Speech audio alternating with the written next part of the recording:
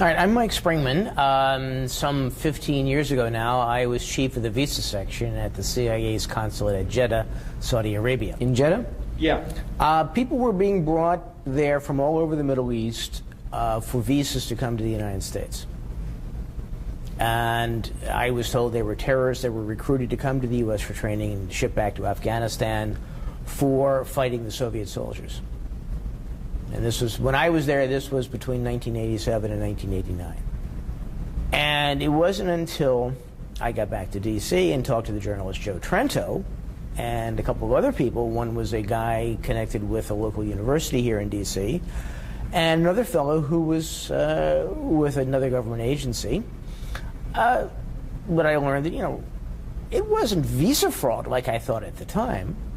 I thought somebody was being paid under the table for this, based on a conversation I had with a guy. And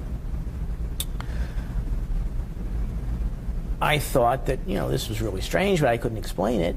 And then when Trento and these other people started talking to me, and I said, well, this explains the whole thing. The reason why there was this pressure, the reason why these guys who were not businessmen, who were not educated, who were essentially low-level clerk-type people, supermarket checkers, you know, guys who worked in an auto parts store, why visas were being demanded for them. And, you know, when I put the pieces together from my three contacts, it was people who were who were brought here, who were recruited by the CIA and its asset Osama bin Laden, to come to the United States for training as terrorists and to return them to Afghanistan to fight with the Soviet soldiers there and kill them. This was the end of recruitment for the Mujahideen in Afghanistan. And where they went in the U.S., I don't know. What they were taught in the U.S., I don't know. Never been able to find that out. Nobody seems to have an inkling of it. My understanding from talking to Celerino Castillo, who was a drug enforcement officer in Central America, was this was a favorite ploy of the CIA. They wanted to slip their guys into the United States, and they would have them apply through a legitimate travel agent, often through a legitimate tour group. You know, you'd have, I don't know, 20 people from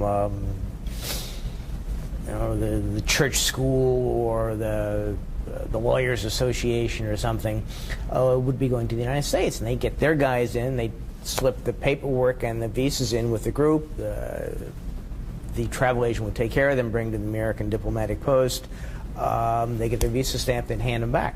You know, it's cover, it's nobody's there to ask questions, you're with a legitimate group, you know, why ask questions? The rule of thumb, I've been told, is that roughly 1/3 of the people who work for the State Department don't. I mean, I've been told this by a former station chief. I've been told this by a guy who's who was at the time at the Inspector General's office at the State Department. He's since retired. My estimate, I would say, might be as high as 50%, depending on where you are. But as far as Jeddah goes, there were 3 people, including myself, whom I know for certainty to have no ties, professional or familial, with any of the intelligence services, out of roughly 20 Americans at the post. For example, in the consular section, there was a part-time visa officer.